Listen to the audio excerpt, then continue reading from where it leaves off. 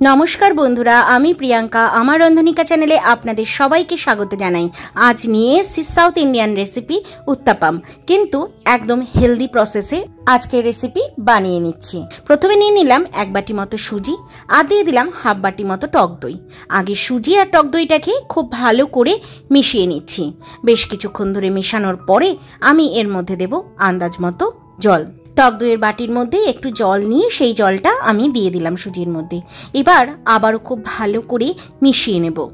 আর মেশানোটা খুব ভালো করে মেশাতে হবে যাতে সুজির মধ্যে কোনো লাম্পস বা ডালা না থাকে।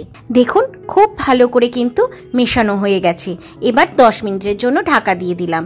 10 মিনিট হয়ে যাওয়ার পরে ঢাকা তুলে দেখুন সুজিটা কিন্তু একদম ঘন হয়ে গেছে, কারণ জল খেয়ে সুজি পেট ফুলিয়ে বসে আছে। এবার সামান্য জল দিয়ে এর যে ঘনত্বটা সেটা উত্তাপামের আন্দাজে করে নিতে হবে, অর্থাৎ একটু পাতলা করে নিতে হবে। দেখুন একদম পারফেক্ট ব্যাটার রেডি হয়ে গেছে। এবার দিয়ে দিলাম এতে আন্দাজ মতো নুন, দিয়ে দিচ্ছি সামান্য পেঁয়াজ কুচি, এবার দিয়ে দিচ্ছি আদা কুচি আর রসুন কুচি। তবে যদি কেউ রসুন কুচিটা একটু বেশি ভালোবাসেন তাহলে একটু বেশিও দিতে পারেন। এবার দিয়ে দিচ্ছি কাঁচা লঙ্কা কুচি, ঝালটা অবশ্য যার যার পছন্দ মতো। দিয়ে দিচ্ছি ক্যাপসিকাম কুচি, দিয়ে দিলাম টমেটো কুচি, এবার দিয়ে দিচ্ছি গাজর কুচি, এবার দিয়ে দেব ধনেপাতা কুচি ফ্লেভারের জন্য। তারপর খুব ভালো করে মিশিয়ে নেব সমস্ত সবজিকে সুজির সাথে। তবে এখনো একটা মেইন উপকরণ দেওয়া কিন্তু বাকি রয়ে গেছে। তাহলে চলুন ভালো করে মিশিয়ে নিয়ে সেটা গাছ থেকে গিয়ে নিয়ে আসি। আন্দাজ করতে পারছেন গাছ থেকে আমি কি আনতে যাচ্ছি? এই যে কারি পাতা। কারি পাতাটা ভালো করে ধুয়ে এইবার একটু হাত দিয়েই কুচি করে দিয়ে দেব। এতে কিন্তু গন্ধটা বেশ ভালো আসে। এবার আবার সুজিটা খুব ভালো করে মিশিয়ে নিচ্ছি এই কারি পাতা কুচিটার সাথে। কারি পাতার ফ্লেভার ছাড়া তো যে কোনো সাউথ ইন্ডিয়ান খাবার অসম্পূর্ণ। ব্যাস রেডি হয়ে গেছে। তাহলে এইবার এটাকে ঢাকা দিয়ে 5 মিনিট রেখে দেব। তারপরে উত্তাপামটা বানিয়ে ফেলবো। এবার গ্যাসে একটা তাওয়া বসিয়ে তাওয়াটা গরম হওয়ার পরে একটু সাদা তেল ব্রাশ করে নিচ্ছি।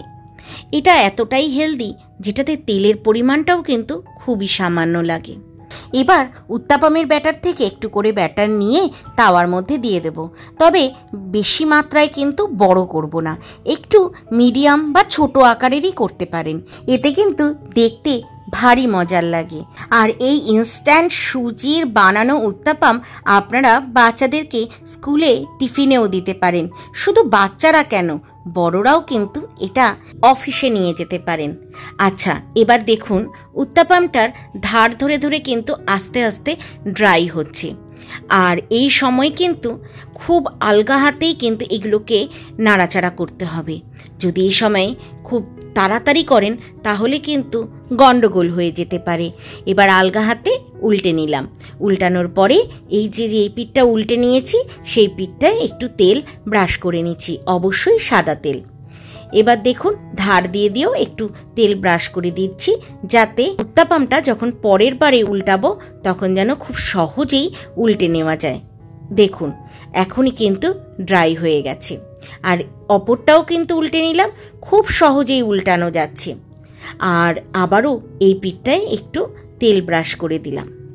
এবার ওটা দেখুন একটু সাইড করে করে সরিয়ে দিলাম, কারণ এটাকে আবার উল্টে নেব। আপনারা দেখুন উল্টানোর সময় যদি মনে হয় একদিক থেকে উল্টাতে গিয়ে একটু অসুবিধার সম্মুখীন হচ্ছেন তাহলে অপর দিক থেকে উল্টানোর চেষ্টা করবেন। এইগুলো দেখুন মোটামুটি কিন্তু হয়ে গেছে। এবার আবারও এই পিঠটায় আর একটু তেল ব্রাশ করে নিচ্ছি। এরকমভাবে যদি তেলটা ব্রাশ করে নেন তাহলে কিন্তু উত্তাপামের ওপরের যে কালারটা সেটাও বেশ ভালো লাগবে, আর হালকা হালকা একটা ক্রিস্পি ভাবও আসবে। আর বাচ্চারা কিন্তু এটা খুব আনন্দ করে খাবে। আর সবচেয়ে বড় কথা কি, বাচ্চাদের কিন্তু আমাদের সবজি খাওয়াতে খুব প্রবলেম হয়, ওরা খেতেই চায় না সহজে।